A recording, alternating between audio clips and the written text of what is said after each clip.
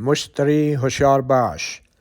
پاکستان کے ایک سابق وزیر اعظم جو خفیہ اداروں کے کاندھوں پر سوار ہو کر 2018 کے الیکشنز میں وزارت عظمیٰ کے عہدے پر پہنچا تھا، وہ ابھی بھی باز نہیں آ رہا۔ جس ملک میں پاک فوج اور اس کے ادارے ایک بار پھر دہشت گردوں کے خلاف برسر پیکار ہیں اور اس دھرتی کے لیے جانوں کا نذرانہ پیش کر رہے ہیں، اس ملک کا سابق وزیر اعظم ان کو سیاست و شراکت اقتدار کی پیشکش کر رہا ہے۔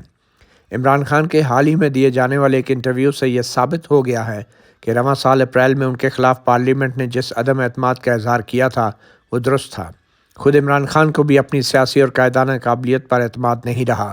اسی لیے تو وہ بار بار فوج اور اس کے خفیہ اداروں کو مخاطب ہو کر ان کی مدد کے طلبگار ہیں، اور اب تو وہ قانون اور آئین پہ عمل درآمد کے لیے بھی خفیہ اداروں کا کردار تجویز کر رہے ہیں۔ یہ وہی عمران خان ہیں جنہوں نے ایک اور انٹرویو میں انکشاف کیا تھا کہ جنرل باجوہ نے انہیں بتایا کہ پی ٹی آئی کے کچھ لوگوں کی فائلیں اور کچھ ویڈیوز فوج کے پاس ہیں، اور اس بات پہ بقول عمران خان کے انہوں نے جنرل باجوہ سے کہا کہ عوام اپنے ٹیکس کا پیسہ فوج کو اس کام کے لیے نہیں دیتی۔ اسی طرح عمران خان کبھی تو اسٹیبلشمنٹ کو نیوٹرل رہنے اور کبھی نہ رہنے کی تلقین کرتے ہیں۔ خان صاحب کی شخصیت میں لاؤبالی پن اور مستقل مزاجی کی شدید کمی اور قول و فعل کا جو تضاد ہے، اس کی ایک جھلک ان کی ذاتی زندگی میں بھی نظر آتی ہے۔ آج کچھ، کل کچھ، کہتے کچھ ہیں، کرتے کچھ ہیں۔ بات ریاست مدینہ کی اور رات جو آئیلینڈ کی۔ اپنے مخالفین کو ووٹ دینے والوں کے خلاف دائرہ اسلام سے خارج ہونے کے فتوے دینے والے خان صاحب کی اپنی گندی آڈیو سامنے آ گئی تو دوسروں کے عیب پر پردہ ڈالنے متعلق قرآن کی آیات یاد آ گئی اور کہا پاکستان کی اکثریت آبادی پر مشتمل نوجوان نسل کو غلط پیغام گیا ہے۔ حالانکہ غلط پیغام تو خان صاحب کی آڈیو متعلق بالواسطہ تصدیق سے ملا ہے کہ خان صاحب نے نوجوان نسل سے یہ نہیں کہا کہ ان کی گفتگو غلط تھی اور وہ شرمندہ ہیں۔ خان صاحب کا نوجوان نسل کو پیغام یہ گیا ہے کہ ٹیلی فون پر قابل اعتراض گفتگو غلط نہیں، اس کی آڈیو لیک غلط ہے۔ اس آڈیو لیک پر شرمندہ ہونے کی بجائے اس کمال ڈھٹائی سے اس کے محض لیک ہونے پر اعتراض کیا کہ جیسے کہہ رہے ہوں کہ میرے پاکستانیوں، سم بدل کر خود فون پر ایسی گندی باتیں کر لیا کرو اور ایک دوسرے کی آڈیو لیک نہ کیا کرو۔ یہ وہ عمران خان ہیں جو یورپ کو انگریزوں سے زیادہ جانتے ہیں اور امریکہ کو امریکیوں سے زیادہ۔ تو پھر بتائیں، اگر ٹیلی فون پر ایسی گفتگو یورپ یا امریکہ میں لیک ہو جاتی تو کیا ہوتا؟ کیا گفتگو کرنے والا قوم سے ایسی گفتگو پر معافی نہ مانگتا؟ معاملہ خفیہ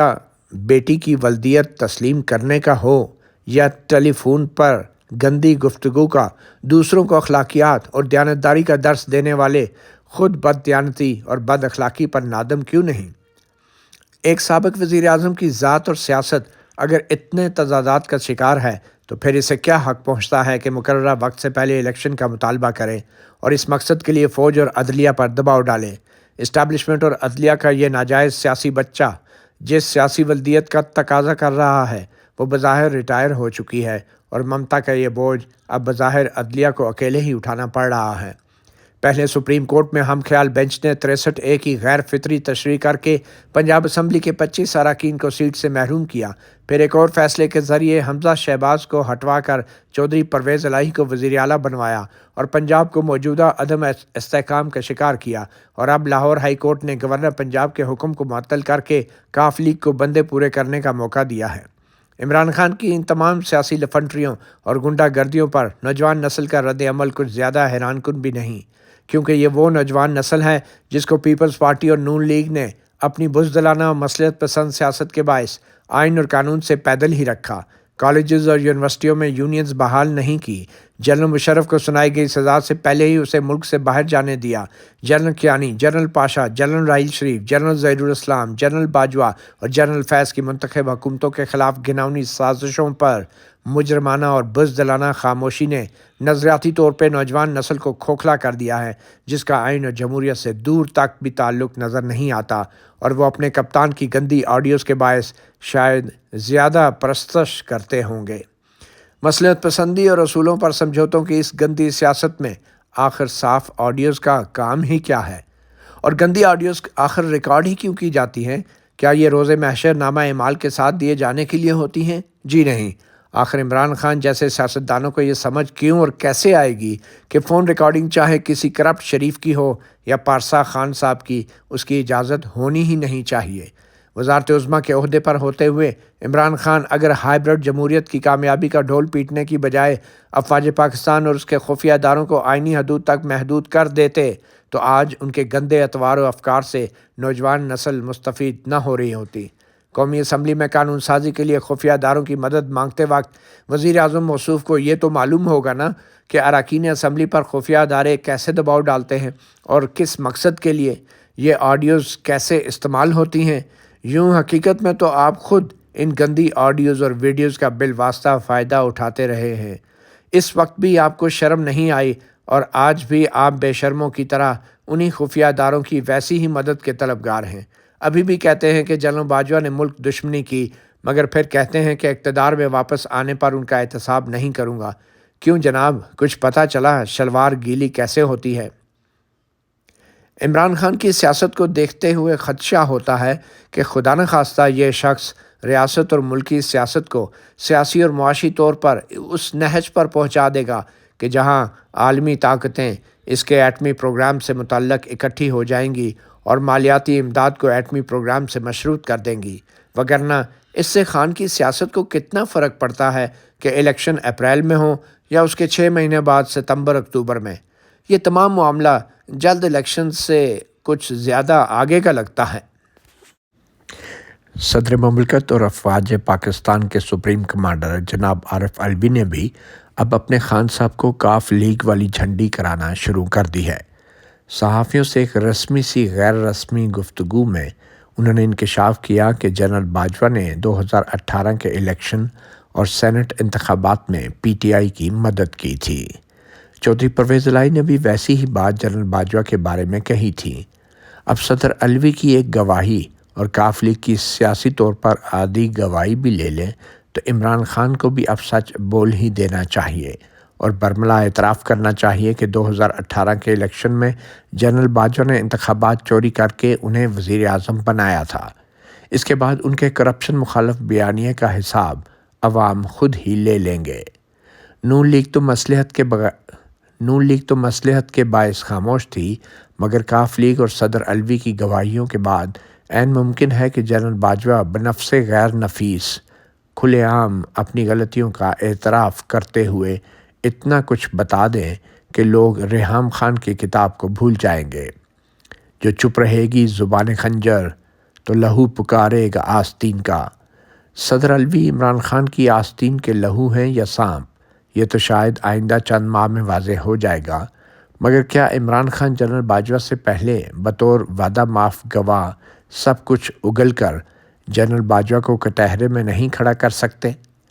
افسوس تو اس بات کا ہے کہ جس جرم کا الزام نون لیگ کی جلاوطن قیادت لندن بیٹھ کر جنرل باجوہ پر لگاتی رہی اور اس جرم کا اعتراف شریک جرم مسمی عارف علوی نے کر دیا ہے،